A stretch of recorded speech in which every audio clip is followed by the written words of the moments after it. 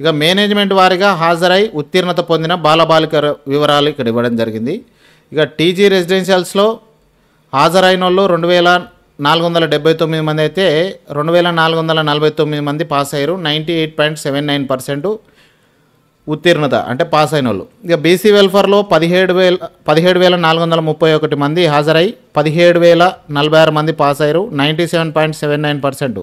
Social welfare రెసిడెన్షియల్స్లో 17,440 మందికి 17,040 మంది pass అయ్యారు. 97.71%.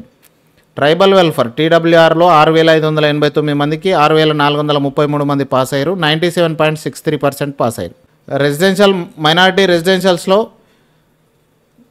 9,349 మందికి 9,028 మంది పాస్ అయ్యారు. 96.57%. మోడల్ స్కూల్లో 16,455 మందికి 15,683 మంది 95.31%. ఆశ్రమ స్కూల్స్ 8,123 మంది ఎగ్జామ్ రాస్తే 7,717 మంది పాస్ అయ్యారు. 95%. కేజీబీలో 17,818 మంది రాస్తే 16,824 మంది 94.42%.